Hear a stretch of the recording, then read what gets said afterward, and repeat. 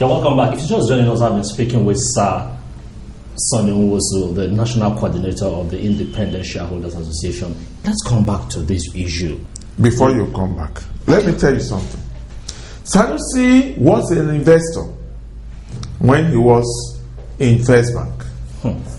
And he sold his shares, and I accused him when we went to public hearing at the Senate. He was an investor, he was an investor. Tell us more about this. Now, he's no longer an investor. He doesn't know how it pays. Therefore, he can stay and start saying anything he likes. This is a man that has in fact destroyed the entire capital market as it is today through his pronouncement. You as is that bad? Yes. You as a person who is not a policy maker, you guide your words.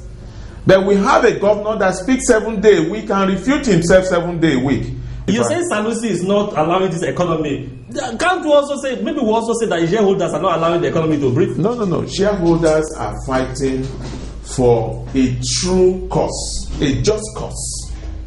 Now, you cannot sit in your house and somebody just compact you like a pack of wood and enslave you. And that is what AMCON, which was echoed, nurtured, and got approved within few weeks, where FOI bill, took about 8 years. AMCON came in 3 weeks, 4 weeks, it was approved into law. And I did ask them at the Senate, I said, why are you rushing this bill? Have you felt the pulse of those you are representing? One of the senators asked me, replied me and said, why should I say there are laws that have been sleeping for years in this Senate? And he said, I should mention one. I said, FOI bill. Oh, he said, also you have spoiled the thing. At the Senate, if you ask for the tape of the day we went to public hearing on AMCON, you will see it there. So there must be more behind the rush than the eye. Are you suspecting somebody is acting a script here? Well, of course, we have said it so many times. We are not afraid to talk. Who wrote the script that somebody is acting? Well, there's one man who had just been made the chairman of one of the banks. At the appropriate time, what is his name? We will unveil. If you know of any man, say it. Yes. Maybe you don't have your facts. No. There's one man. Who is that man? Who had. Don't worry yourself. I will tell you. There was a man who managed a bank for so long. He was challenged that why is he untouchable, and he retired recently, and he's been made the chairman of one of the 3 bridge banks. That is the country we are. Who is this man? Well, go and research and look for the man. Are you sure of what you are saying? I said go and research and look for the man. Don't forget that in March 2009, a Vanguard newspaper published something about what we are seeing, the actualization of the script, which is very clear to us. If you go to Uncle Sadsan, that's what we call him when we're in Daily Times, ask him to produce the paper for you to see. This is a country where rulers and leaders do not have respect for rule of law. See what is going on. Those who will be mostly affected on the action of Sanusi are the poor masses. We do have a Minister of Finance for States. Yeah. We do have a Minister of Finance, though she has not actually fully resumed. We've not seen her. But she's working for the country. She's working for the country. Now, do you think in policy issues the CBN governor should consult? Well, let me say one thing, because the CBN is enjoying autonomy presently. And enjoying autonomy does not mean that you cannot consult for a better decision with your peers. And I want to recall that Remi Babalola, who also was an executive director in First Bank, where the present CBN governor came from, he in fact was a senior director, executive director, because the current CBN, the present CBN governor met him. He came in as a director, executive director. did at one time ask a question that they needed a blueprint from central bank in order to understand what they are doing. And you know, that question heated the system and created a lot of controversy, to the extent that the present governor said, yes, Remi Babalola is my friend, but we report to the same master. I mean, these are clear issues because there are fiscal policies, there are monetary policies. But when Aganga came in, Aganga abdicated his fiscal policies to the governor of Central Bank.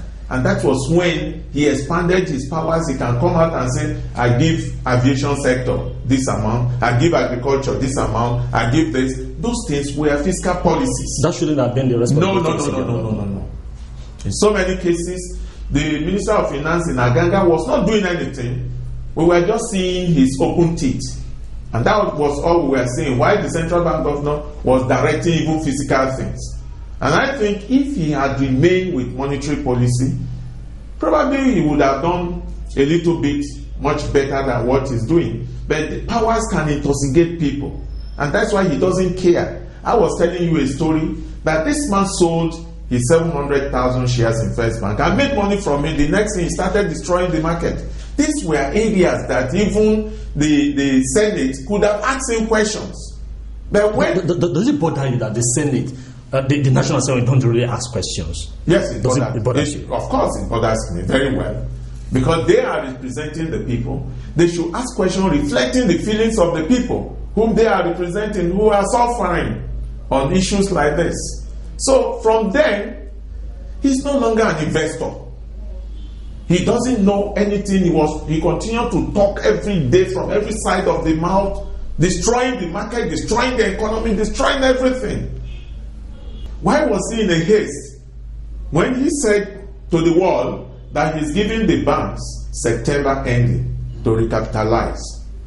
And let me also tell you, that was one of the plots which he used to destroy the banks. Because you say, if they don't, that you are going to liquidate the banks. And everybody started taking cover. They started removing their monies from the banks, leaving the banks to a carcass. No, saying it is not the issue. If you had not even said so, of course, if they didn't meet it by September, you and I know what will happen to them. No, it's okay. If you gave them September, you acted on them a month and a half before September. What's the difference? Probably realize that, look, this people cannot even survive it. Why? Because he caused it. Let me tell you, it's all bad belly. You know why he caused it? Because he made that pronouncement that he's going to liquidate the banks, and he knows that Nigerians will not wait a minute. Sanusi is not that mean as you want us to believe he's mean. Well, I think you are better than Sanusi. You are saying that now. Yes. Now, let's go back to this issue. The banks are liquid. They've been taken over now by breach banks, and by implication, it is illegal. You are no longer a shareholder. No, it is illegal. How? Good. The government has the power to take over what they want to take over. No. To nationalize. No. There are laws guiding us, and no law is perfect. That it cannot be challenged. So it is illegal. Now let me tell you, who is pronouncing the illegality? What happened to Savannah Bank? Is it not the same government that took over? Even though they destroyed it. Where is Savannah Bank now? It doesn't matter. The law took its course, and if the promoters of Savannah failed to persecute Central Bank for destroying their investment after the court asked them to release, that's their own cup of tea. Government can be challenged on issues. It doesn't matter because government say this. A pronouncement from the central bank governor can destroy institution, and you make that government that he represents and himself to pay for it. We have 10 million Nigerian investors who are suffering because of one person who does not even care about anybody. We had a minister who came and thumbs up for him for what he did. Oh, okay. Speaking for the government. You have a minister. Why was he in a haste to do which minister? Is it the Minister of State who was his executive director in First Bank? Who's executive director now? Sanusi Lamido was the managing director of First Bank. Ngama, who is the Minister of State, was an executive director under him. And so? That's the loyalty. That's the loyalty. The minister is doing his job The Honorable Minister is doing his job. Why didn't they wait for the senior minister, who is a civilized person? Which senior minister? The one that has not resumed? He's working for the country. Don't forget. Banks are sad, you are still outside working for the country? Well, because there's an agreement, he has to do certain things. Now, but the fact is that, let me ask you, why didn't they wait for the woman who is heading that ministry as Minister of Finance to come in? And I want to tell you very clearly, she's a well-traveled, civilized person that works within civilized society. The way she would like to do this will differ from the way these 2 people or 3 people have done it. You think her presence will have made a difference? Of course, because she's going to be the head of the economic team. So she missed it by not being present? Well, we are asking questions. Why didn't they wait till when she comes back? Let us really know. Now let me ask you this question. Let me ask you this question. As it is today, you and your shareholders have lost out. The assets belong to the federal government. Which asset? They used to belong to Bank PHB, Spring Bank, and AfriBank. Those are temporary issues. Because there was a court order. Yes, temporarily. We are not satisfied until the court pronounces that, okay, sorry, shareholders, you have nothing in this institution which you put down your money to build. Well, the issue is that as it is today, what he has done is going to go down very far than you expected to change the minds of people who probably would have brought in FDI into this country to say, oh, if this is the way federal government behave, we can't trust them. Now, what do you think will be the way forward in this now? Or how do you want this issue to be resolved? Well, one, I think strongly that we need the president to say something about this. You see, this is something, if it were Obasanjo, I have no apology in saying this. He would have called either a breakfast meeting to find a solution that the minorities are crying. Now, Kama is thrown into the air because Kama, which is the Bible that protects investment in this country, respects minority shareholders. The big shareholders will not talk because they know how they get their resources. Are you saying that man on the street who owned maybe just 500 shares in, say, maybe Spring Bank or AfriBank, by that action has lost his... Of course. Is that what you say? His certificate is as good as given to Yelepa to use it to write Buguru and Epa. Thank you so much for coming. Thank you too. You've had it all from the National Coordinator of the Independent Shareholders Association. Now let's hope that we'll have respite in the Nigerian economy. And let me just use this opportunity to say, I think we will need to speak with the Central Bank Governor, Lamido Sanusi, so that we'll hear his own side of the story.